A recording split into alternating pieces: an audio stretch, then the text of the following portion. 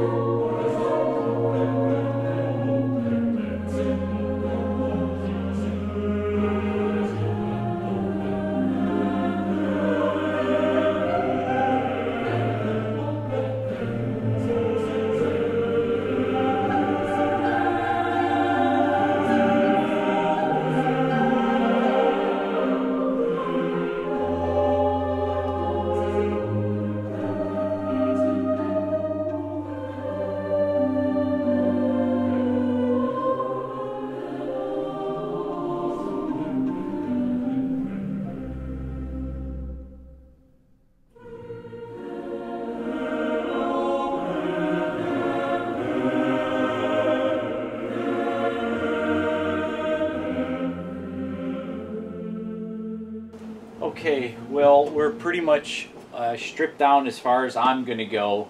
The only thing that I'm going to do is I'm going to remove this side panel just so I have easier access to the gas controls, because I'm going to be swapping all of this stuff out.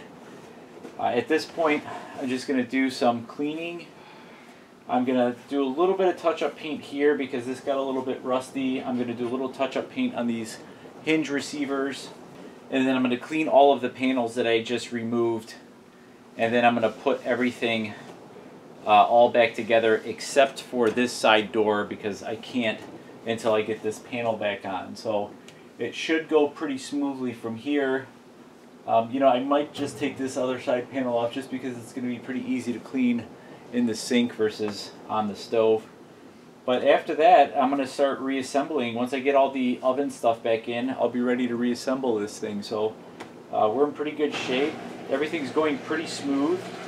My only hiccup is this broiler track is incredibly difficult to remove. It's almost like they hammered it in or something. I'm not really sure. It does not. It's all riveted in, so it does not come apart easy. And I don't want to break the rivets. Quite frankly, it's just not worth taking it out. I could kind of clean it while it's in here, and it shouldn't be a problem. So I'm going to get this all tidied up, and then we'll move on to the gas part.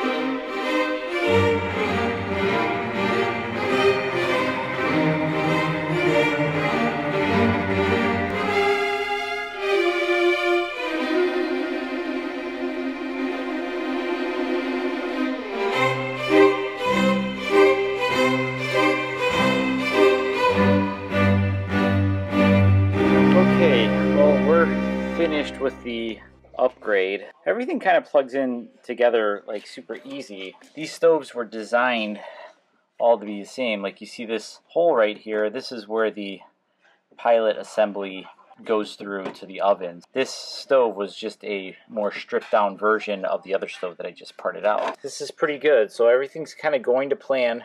What I'm going to do is I'm going to get everything straightened out, and hopefully everything's just going to come like together pretty nicely. So I do have to test gas lines and make sure everything is no leaks or whatever. And then I'm all pretty clean over here, so I'm going to put this panel back on after I wash it in the sink. Once I do that, then I am going to start putting the stove back together. This is the hard part, guys. I'm pretty much done. I'm sure in YouTube time this was like 3 minutes, but this was actually a couple of hours. But everything was pretty straightforward. It just took a lot of finagling to get all these tubes to match up and to thread nicely. Everything is pretty good, and I'm excited to get this thing fired up. So everything should be pretty good.